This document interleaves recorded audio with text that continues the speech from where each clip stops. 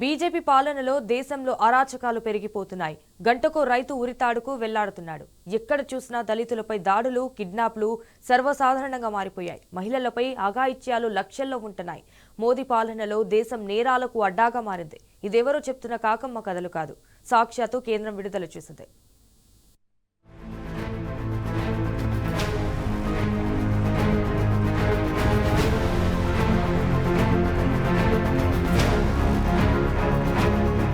అచ్చేదిన తెస్తామని గద్దెనెక్కిన కేంద్రంలోని మోదీ సర్కార్ ప్రజలకు సచ్చే దినాలను చూయిస్తోంది.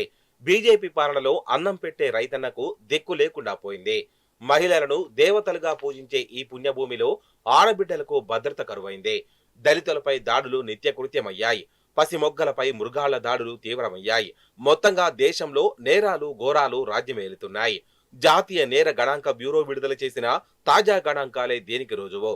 అంతేకాదు ధరల పెరుగుదల, నిరుద్యోగ సమస్యలు సామాన్యుల జీవితాలను కకావికలం చేస్తున్నాయి. ఇలా ముప్పెట దాడులతో ఒకవైపు పేద మధ్యతరగతి ప్రజానికం అల్లాడుతుంటే, ప్రధాని మోదీ సహా అధికార పార్టీ నేతలందరూ ఓట్ల వేటలో బిజీగా ఉండడం సర్వత్రా విమర్శలకు తావిస్తోంది.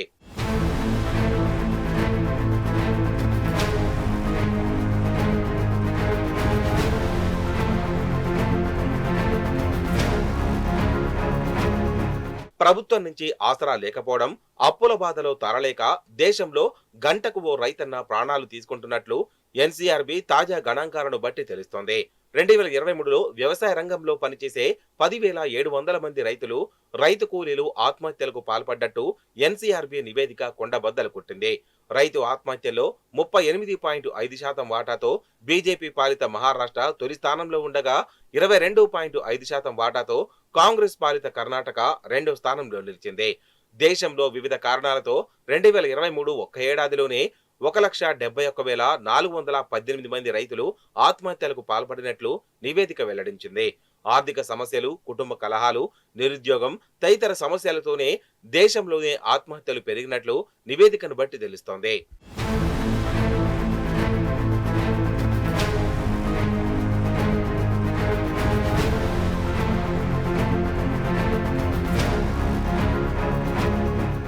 ఎక్కడైతే మహిళలు గౌరవించబడతారో అక్కడ దేవతలు విహరిస్తారని అంటారు.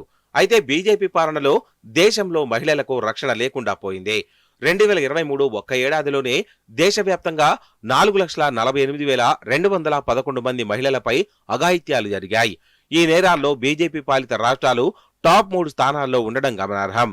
66,381 కేసులతో ఉత్తరప్రదేశ్ అగ్రస్థానంలో ఉండగా, 47,101 కేసులతో మహారాష్ట్ర రెండో స్థానంలో, 45,450 కేసులతో రాజస్థాన్ మూడో స్థానంలో నిలిచింది.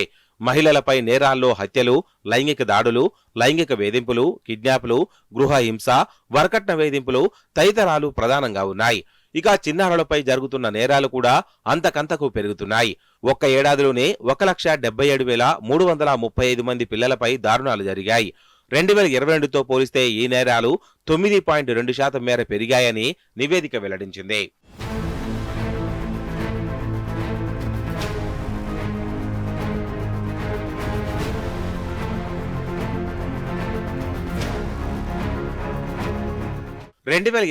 పోలిస్తే 2023లో ఎస్టీలపై నేరాలు ఏకంగా 28.8% పెరిగాయి. 2022లో ఎస్టీలపై నేరాలు 10,064గా ఉండగా, ఆ మరుసటి ఏడాది 12,960కి పెరిగాయి. 2023లో మణిపూర్లో జరిగిన హింసాత్మక ఘటనలతో యావత్తు ప్రపంచం విస్మయానికి గురైంది. దీనికి నిదర్శనంగా 2023లో ఎస్టీలపై ఎక్కువ నేరాలు జరిగిన రాష్ట్రాల్లో 3,399 కేసులతో మణిపూర్ అగ్రస్థానంలో నిలిచింది. ఇక 2023లో దేశవ్యాప్తంగా 27,721 హత్యలు జరిగాయి. 2023లో 86,420 సైబర్ క్రైమ్ కేసులు నమోదయ్యాయి. 2022తో పోలిస్తే సైబర్ క్రైమ్ కేసులు 2023లో 31.2% పెరిగినట్టు తెలుస్తోంది. ఇదిలా ఉండగా 2023లో రోడ్డు ప్రమాదాల్లో 1.73 లక్షల మంది మరణించినట్లు నివేదిక వివరించింది. మొత్తంగా మోదీ ప్రభుత్వ హయాంలో నేరాలకు అడ్డాగా దేశంగా మారిందని, శాంతి భద్రతలు, ప్రజా సంక్షేమం గారిలో దీపంగా మారిందని విమర్శలు వ్యక్తమవుతున్నాయి.